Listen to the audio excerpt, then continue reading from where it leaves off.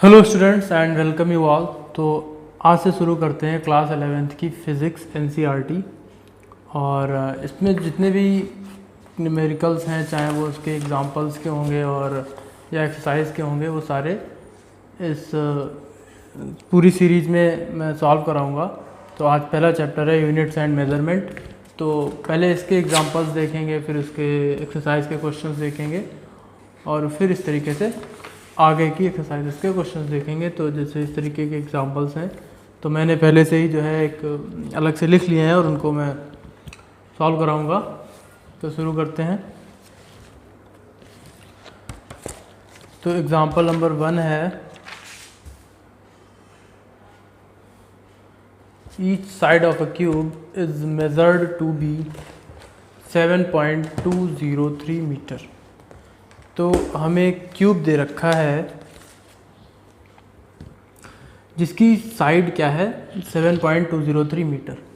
Watt are the total surface area and volume of a cube to appropriate significant figure. तो हमें क्या निकालना है, जो क्यूब दे रखा होगा हमारा उसका सरफेस एरिया और वॉल्यूम निकालना है और आंसर जो लाना है सिग्निफिकेंट फिगर्स में लाना है। तो सिग्निफिकेंट फिगर्स के रूल होते हैं, वो जैसे जैसे क्वेश्चंस लगेंगे मैं बताता रहूँगा। तो जो क्यूब होता है उसकी सारी साइड्स इक्वल होती हैं। तो लिख लेते हैं, let the side of cube a equals to 7.203 metre. ठीक है। Surface area of the cube, cube के सरफेस एरिया का जो फार्मूला होता है 6a²। सिंस जो क्यूब होता है उसकी सारी साइड्स इक्वल होती हैं और जो उसकी फेसेस होती हैं 6 होती हैं, एक फेस का एरिया a² होता है, तो 6 का 6a² हो जाएगा। तो 6 इंटू ए की वैल्यू 7.203 उसका स्क्वायर करेंगे। जब इसको मल्टीप्लाई करेंगे तो हमारा आंसर आएगा 311.2999 मीटर स्क्वायर। ठीक है। हमें आंसर किस में निकालना है, सिग्निफिकेंट फिगर्स में। तो जो मल्टीप्लिकेशन और डिवीज़न में सिग्निफिकेंट फिगर्स में आंसर निकालते हैं, तो उसमें क्या होता है, जो हमारी सबसे जो हमारे जिन डिजिट्स का हमें मल्टीप्लिकेशन करते हैं उसमें जिसमें सबसे कम सिग्निफिकेंट फिगर्स होते हैं उतने ही सिग्निफिकेंट फिगर्स हमें आंसर में लिखने होते हैं। तो जैसे यहाँ पे 1 2 3 4 5 6 सिग्निफिकेंट फिगर्स में हमारा आंसर है, हमें लाना है इसको 4 सिग्निफिकेंट फिगर्स में, ये दे रखा है।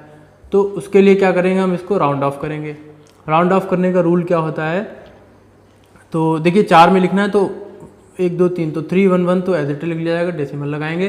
फिर हमें ये जो बाकी के 2 हैं इन्हें हटाना है, तो इसको हम राउंड ऑफ बोलते हैं। राउंड ऑफ करने के लिए जो जिस वैल्यू को हमें लिखना है उसके बाद वाली, यानी कि राइट हैंड साइड पे जो नंबर्स होते हैं, डिजिट्स होती हैं, अगर वो 5 से ज़्यादा हैं तो ये जो वैल्यू हमें लिखनी है इसके लेफ़्ट साइड वाली जो है यानी कि 2, इसमें एक ऐड कर देंगे तो हो जाएगा 311.3 मीटर स्क्वायर। ठीक है। अगर ये जो 9 है, ठीक है, राइट हैंड साइड पे जो 9 लिखा हुआ है 2 के, अगर ये 5 से छोटी वैल्यू होती, 9 ना होता, 4 होता, 2 होता, तो 2 को एज इट इज लिख देते। ठीक है। ये राउंड ऑफ का रूल होता है। और 5 होता है तो उसके लिए अलग रूल होता है, वो जहाँ पे आएगा मैं बताऊंगा। तो ये हमारा आंसर आ जाएगा 311.3 metre square. Volume of cube क्या हो जाएगा, a cube, side into side into side, तो 7.203 का होल क्यूब हो जाएगा, यानी इसको 3 बार मल्टीप्लाई किया जाएगा। तो ये हमारा जो मल्टीप्लिकेशन होगा तो 373.714 मीटर क्यूब आ जाएगा। ठीक है। इसको हमें फिर से वही है सिग्निफिकेंट फिगर्स में लिखना पड़ेगा। तो जो हमारी ये जो वैल्यू है 7.203, इसमें 4 सिग्निफिकेंट डिजिट्स हैं, हमारा आंसर भी 4 सिग्निफिकेंट फिगर्स में आना चाहिए। तो हमें इसे भी राउंड ऑफ करेंगे। देखिए जो मैं ऊपर बता रहा था वो यहाँ पे हो गया। राउंड ऑफ करेंगे तो 373 तो हो गया, चौथी डिजिट है 7, तो 7 को 7 ही लिख देंगे, क्योंकि 7 के राइट हैंड साइड में जो हमें नंबर्स को हटाना है वो ये जो पहला डिजिट है ये 5 से छोटा है, तो 7 को एज इट इज लिख देंगे। अगर ये 5 से बड़ा होता, अगर ये 7 8 9 कुछ होता तो हम इसको यहाँ पे 8 लिखते, तो ये हमारा आंसर आ गया वॉल्यूम। ठीक है। ये पहला एग्जांपल हो गया। दूसरा एग्जांपल है, ये जो सारे एग्जांपल्स हैं, ये जो बुक है बिल्कुल लेटेस्ट है। तो अगर आपके पास कोई पुरानी बुक होगी तो आई डोंट नो उसमें ये सारे एग्जांपल्स होंगे या कुछ ज़्यादा होंगे या कम होंगे, ये सारे लेटेस्ट बुक के हैं। ठीक है। ये एग्जांपल नंबर 2 है, आगे हैं और एक्सरसाइज है इसी तरीके से। तो एग्जांपल नंबर 2 क्या है,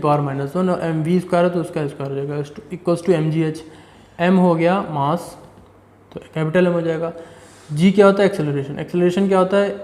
a लिखते हैं, ठीक है, जो लीनियर एक्सेलरेशन होता है तो उसको हो जाएगा मीटर पर सेकेंड स्क्वायर, इसकी यूनिट होती है। मीटर एल होता है, सेकेंड टी स्क्वायर हो जाएगा, तो इसको जब हम लिखेंगे तो LT-2, तो जी की वैल्यू हो जाएगी LT-2। एच है हाइट, हाइट किस में लिखते हैं? हाइट की यूनिट मीटर में लिखी जाती है तो वो एल हो जाएगा, तो ये एल लिख लिया, ठीक है। ये सारा समझाने के लिए था, इसको सॉल्यूशन में नहीं लिखा जाएगा। अब इसको हम एक पास लिख लेंगे सभी को एक ब्रैकेट में, तो ये हो जाएगा MLT-1। सिंस यहाँ पे सिंगल किसी का भी पावर्स ऐड नहीं होंगे क्योंकि m भी एक बार है, l भी एक बार है, t एक बार है, ठीक है।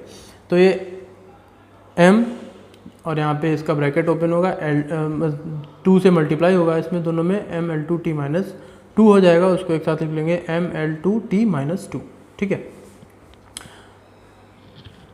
पहले m और LT-1 इसका पावर 2 जो है दोनों में मल्टीप्लाई होगी, फिर इसको एक साथ लिख लिया, तो ये हमारी इधर LHS बन गई ML2T-2।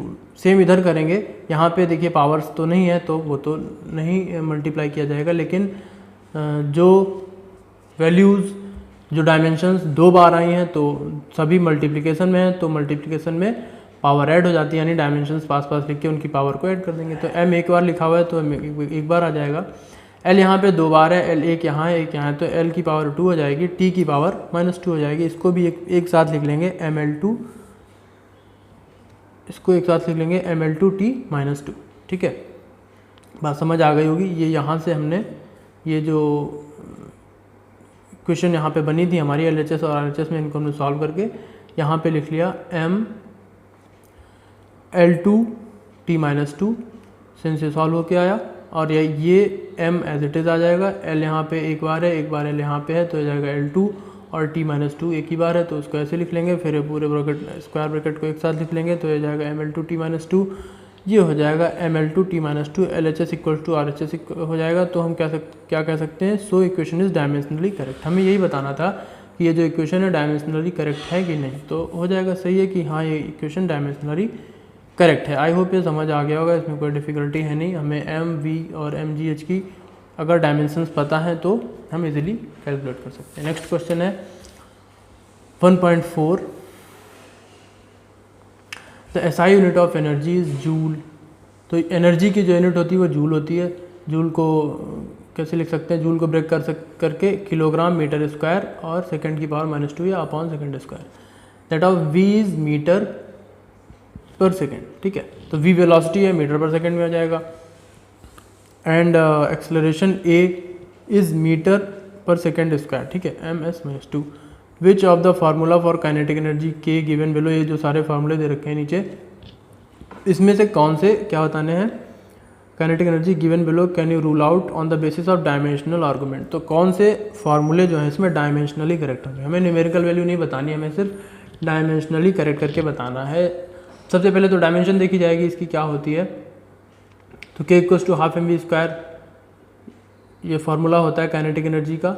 ठीक है, एक्चुअल फार्मूला होता है, लेकिन हम यहाँ पे देखेंगे किसमें किसमें डायमेंशन मैच कर रही है। हमें इससे मतलब नहीं है हाफ आ रहा है या नहीं आ रहा। ठीक है, तो सबसे पहले तो जो इस एनर्जी यानी काइनेटिक एनर्जी या कोई भी एनर्जी, उसकी यूनिट होती है जूल।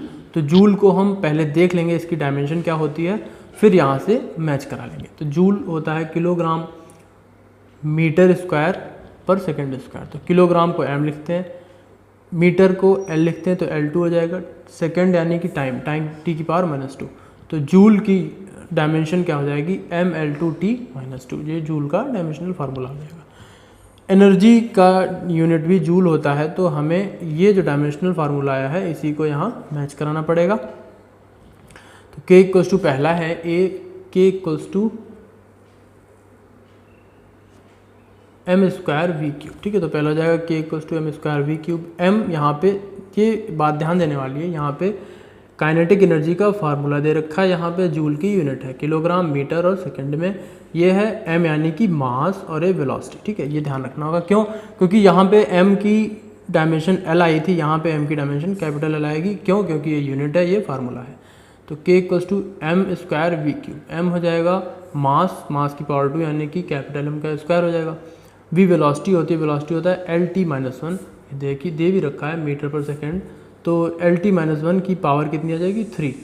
ठीक है, इसको एक साथ लिख लेंगे कंबाइन करके। देखिए ये 3 इधर दोनों में मल्टीप्लाई हो जाएगा, तो ये जाएगा m2L3t-1। ठीक है, तो ये हमारा ये जो क्वेश्चन दे रखा था, इससे डायमेंशन आई m2L3t-3, जो कि हमारी जो जूल है उससे मैच नहीं कर रही डायमेंशन से, तो ये हमारा रॉन्ग हो जाएगा। हमें कौन कौन से सही है ये बताने हैं। नेक्स्ट है b, k equals to half mv²। तो ये तो सभी को पता ही है, बट चेक कर लेते हैं एक बार। k equals to half mv², तो हाफ तो हमें बताना ही नहीं है। क्यों, क्योंकि हमें सिर्फ डायमेंशनली चेक करके बताना है, हमें न्यूमेरिकल वैल्यू बतानी नहीं है। तो हाफ को हटा दिया, m मास हो गया तो इसको कैपिटल M लिख लेंगे। वेलोसिटी v होता है LT-1, इसकी पावर 2 है। इसको जब एक साथ हम लिखेंगे तो हो जाएगा mL2t-2। ठीक है, तो mL2t-2 जूल की डायमेंशन होती है, तो ये हमारा करेक्ट हो गया। तो ये एक ऑप्शन करेक्ट हो गया। नेक्स्ट है k equals to ma। m mass है, a जो है एक्सेलरेशन है। ठीक है, तो m की डायमेंशन कैपिटल M हो जाएगी, और एक्सेलरेशन क्या होता है, मीटर पर सेकेंड स्क्वायर। ठीक है, तो मीटर पर सेकेंड स्क्वायर होता है, तो यानी कि LT-2। कोई पावर है नहीं, इसको कंबाइन करके जब लिखेंगे तो हो जाएगा mLT-2। तो जूल की जो डायमेंशन है mL2t-2 हमारा है mLT-2, यानी कि ये रॉन्ग हो जाएगा। नेक्स्ट है k इक्वल्स टू 3/16 mv²। तो यहाँ पे भी ये मास है, ये वेलोसिटी है, तो मास का डायमेंशन हो जाएगा कैपिटल M, वेलोसिटी हो जाएगा LT-1, और v² है तो यहाँ पे पावर 2 हो जाएगी। इसको जब सॉल्व करेंगे तो आ जाएगा हमारा mL2t-2, जो कि हमारा जो जूल लिखा हुआ है ml2t-2 इससे मैच कर रहा है, यानी कि ये हमारा काइनेटिक एनर्जी का सही डायमेंशन हो जाएगा, तो ये भी करेक्ट हो जाएगा। नेक्स्ट है k = हाफ mv² प्लस का ma। तो हाफ mv² तो काइनेटिक एनर्जी का डायमेंशन होता ही है, उसके काइनेटिक एनर्जी का फार्मूला होता ही है, तो उसकी डायमेंशन तो आनी है ml2t-2। और ma का निकाल लेंगे तो ये मास होगा कैपिटल M v² यानी Lt-1 प्लस ma यानी कि मास इंटू एक्सेलरेशन है, m कैपिटल M हो जाएगी इसकी डायमेंशन। एक्सेलरेशन होता है मीटर पर सेकेंड स्क्वायर, यानी कि मीटर और सेकेंड की पावर -2 यानी t की पावर -2। इसको सॉल्व करेंगे पहले अलग अलग, तो ये 2 यहाँ पे आ जाएगा, ये 2 -2 आ जाएगा यहाँ पे t पे, तो ये बनेगा डायमेंशन ml2t-2 प्लस यहाँ पे बनेगा mlt-2। अब यहाँ पे ये बात ध्यान देने वाली है, यहाँ पे ml2t-2 है, यहाँ पे है mlt-2, तो ये दोनों ऐड नहीं होंगे, यानी कि ये ऐसे ही लिखे रहेंगे, जो कि हमारी जो डायमेंशन बनेगी ये पूरी एक साथ ये एनर्जी की डायमेंशन से मैच नहीं कर रही, तो यह भी हमारा आंसर रॉन्ग हो जाएगा। तो जो राइट आंसर आएंगे इसमें वो B और D आएंगे, क्योंकि हमसे पूछा गया है कि डायमेंशनल फार्मूले बताने हैं एनर्जी के हैं या नहीं, तो ये दोनों ही सही हो जाएंगे B और D। लेकिन अगर एक्चुअल फार्मूला कहा जाता काइनेटिक एनर्जी का तो सिर्फ B करेक्ट होता, क्योंकि यहाँ पे न्यूमेरिकल वैल्यू 3/16 है, जो कि रॉन्ग हो जाएगा। तो फिलहाल इस क्वेश्चन के लिए हमारे दो सही आंसर हैं B और D। ये भी इजी क्वेश्चन है, इसके बाद एग्जांपल्स हो जाएंगे, फिर हम एक्सरसाइज के क्वेश्चंस करेंगे। तो देखिए, consider a simple pendulum having a bob attached to a string. तो पहले मैं बता देता हूँ सिंपल पेंडुलम क्या होता है। देखिए, ये होता है सिंपल पेंडुलम, इसमें एक सपोर्ट कहीं भी दीवार वगैरह पे जो है उसमें एक स्ट्रिंग को हमें लटका देते हैं ये इस तरीके से, और उसमें एक बॉल होती है, मेटल की बॉल दी जाती है, जिसको बॉब बोलते हैं, ठीक है। बॉब को बांध दिया जाता है और इस तरीके से हवा में लटका दिया जाता है। ये क्या होता है, फ्रीली मूव कर सकता है अपनी इनिशियल पोजीशन से। इसको अगर हम इधर पकड़ के छोड़ेंगे, फिर पहले इधर जाएगा, फिर इधर जाएगा, फिर इधर जाएगा, फिर इधर जाएगा, ठीक है। ये होता है सिंपल पेंडुलम, सिंपल पेंडुलम होता है। तो ये स्ट्रिंग है, इसकी लेंथ L होती है, बॉब का कुछ मास होता है, और G यानी कि ग्रेविटेशनल फोर्स भी लगता है इसमें, यानी कि एक्सेलरेशन, ग्रेविटेशनल एक्सेलरेशन है G, और mg ग्रेविटेशनल फोर्स हो जाता है, ठीक है।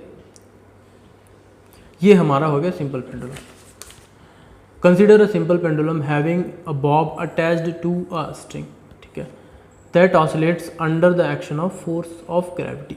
तो under the action of force of gravity यानी कि इसमें ये हवा में लटका हुआ है और इसमें ग्रेविटेशनल फोर्स लग रहा है। Suppose that the period of oscillation of the simple pendulum depends on the length L। तो जो इसका टाइम पीरियड है वो कह रहे हैं L पे डिपेंड कर रहा है, ठीक है। बॉब का मास M पे डिपेंड कर रहा है, ठीक है। And acceleration due to gravity G और G पे डिपेंड कर रहा है। इसका जो टाइम पीरियड होगा T, ठीक है। टाइम पीरियड T किस पे डिपेंड कर रहा है, L, M और G पे, यानी कि लेंथ, मास और ग्रेविटेशनल एक्सेलरेशन पे। Derive the expression for its time period using the method of dimensions. तो डायमेंशनल फार्मूले से हमें इसका जो फार्मूला है टाइम पीरियड का उसको इवेलुएट करना है डायमेंशंस को लिख के। तो जो टाइम पीरियड है T वो किस पे डिपेंड कर रहा है, L पे, M पे और G पे। अब यहाँ पे देखने की बात ये है कि A, B, C क्यों लिखा गया, क्योंकि हमें नहीं पता कि L की कुछ पावर्स होंगी या नहीं। जैसे अभी काइनेटिक एनर्जी का सॉल्व कराया था तो K = क्या आता है, हाफ mv², यानी कि M अगर इसको हम लिखें K directly proportional to M की पावर है V की पावर B, तो A की वैल्यू कितनी आएगी 1, B की वैल्यू आएगी 2। अगर सिमिलरली यहाँ पे भी A, B, C की वैल्यू 1, 1, 1 आ जाए तो कोई बात नहीं, LMG हो जाएगा फार्मूला। तो हमें देखना पड़ेगा कि कितनी पावर्स हैं, इसलिए L की पावर A, M की पावर B और G की पावर C लिख लेंगे। अब आगे बढ़ते हैं, इसकी इन सभी T = K, प्रोपोर्शनलिटी कांस्टेंट हटाते हैं तो कुछ ना कुछ हमें यहाँ पे लिखना पड़ता है प्रोपोर्शनल का साइन हटाने पे। तो K क्या हो जाएगा, प्रोपोर्शनलिटी कांस्टेंट हो जाएगा। L की यानी कि लेंथ है, दे रखा है L लेंथ की डायमेंशन क्या होती है, A होती है। M मास दे रखा है तो मास की डायमेंशन कैपिटल M होती है। और G क्या देख कर, ग्रेविटेशनल एक्सेलरेशन, तो ये होता है Lt-2, इसकी पावर है C। अब जो सेम वैल्यूज़ हैं उनको हम एक पास लिख लेंगे, यानी कि सभी कुछ मल्टीप्लाई में तो पावर्स ऐड हो जाएंगी। के तो एज इट इज़ रहा, टी टाइम पीरियड है तो टी की डायमेंशन तो टी हो जाएगी, टाइम है तो इसकी पावर 1 हो जाएगी। यहाँ पे एल की पावर ए है, यहाँ पे एल है नहीं, यहाँ पे एल की पावर सी है, तो ये दोनों ऐड हो जाएंगी, एल की पावर क्या आ जाएगी ए प्लस सी। एम मास है, एम की पावर बी हो जाएगी, और टी क्या है टाइम पीरियड, तो टी भी अकेला ही है तो टी की पावर -2c हो जाएगा। ठीक है, अब आगे बढ़ते हैं, हमें LHS और RHS में कंपेयर करना पड़ेगा। ठीक है, तो L इधर दे रखा है, RHS में LHS में L की कोई वैल्यू नहीं, यानी कि इसकी जो पावर है A+C, इसकी पावर क्या आ जाएगी 0। मीन्स यहाँ पे क्या होगा, L की पावर 0 होगी तभी 1 आएगा, कोई आंसर नहीं आएगा L का, तो A+C = 0 आ गया। सिमिलरली M की भी कोई वैल्यू नहीं है इधर LHS में, तो B = 0 आ जाएगा, यानी कि एक आंसर में मिल गया यहाँ पे B = 0। नेक्स्ट हो जाएगा T टाइम पीरियड, तो टाइम पीरियड की वैल्यू यहाँ पे बन दे रखी है, तो -2c = 1 हो जाएगा, तो c = क्या हो जाएगा, ये 2 यहाँ पे डिवीजन में आ जाएगा 1/2, माइनस का 1/2, तो ये c की वैल्यू आ गई हमारी -1/2। अब हम a की वैल्यू निकाल लेंगे, दे रखा है a + c = 0, तो a को ऐसे लिख लिया, c की वैल्यू -1/2 जो आई थी वो हमने यहाँ पे लिख ली, तो a = क्या आ जाएगा 1/2, तो ये हमें a b और c तीनों वैल्यूज़ मिल गई। अब हम यहाँ पे रख देंगे इनको, तो t = k, l की पावर 1/2, m की पावर 0, LT माइनस यानी कि c की वैल्यू हो जाएगी -1/2। l को क्या लिखते हैं, l लेंथ होता है तो स्मॉल l हो जाएगा, m तो m की पावर 0 है तो m की वैल्यू 1 हो जाएगी, इसको नहीं लिखेंगे। LT - 2 को क्या लिखते हैं, g, तो g की पावर -1/2। तो जो स्क्वायर होते हैं तो उनकी पावर वो पावर 2 में लिखे जाते हैं, जो 1/2 होते हैं वो अंडर रूट हो जाते हैं। तो t = k, अब ये दोनों अंडर रूट में चले जाएंगे, √L/g, L की पावर 1/2 था तो वो न्यूमरेटर में रहा, g की पावर -1/2 था तो वो डिनोमिनेटर में चला गया। तो ये हमारा फार्मूला कैलकुलेट होके आ गया, t = k √L/g। तो एक्चुअल फार्मूला जो होता है वो ये हमारा जो है t = k, L की पावर 1/2 और g की पावर -1/2 इस तरीके से कैलकुलेट होगा, और t = k √L/g। जो एक्चुअल फार्मूला होता है टाइम पीरियड का वो होता है t = 2π √L/g। तो अगर हम देखें k की वैल्यू क्या आएगी, वो 2π आएगी। ये हमें यहाँ पे सॉल्व नहीं करना था, ये वैसे ऐसे ही एडिशनली इन्फॉर्मेशन के तौर पे बता दिया। फिलहाल हमारा आंसर आ जाएगा t = k √L/g। I hope ये क्लियर हो गए होंगे सारे एग्जांपल्स। अगर इसमें कोई कन्फ्यूज़न है, कोई क्वेश्चन है तो आप मुझे पूछ सकते हैं कमेंट में, मैं बता दूंगा। नेक्स्ट है, अब हम इसके एक्सरसाइज के क्वेश्चंस करेंगे।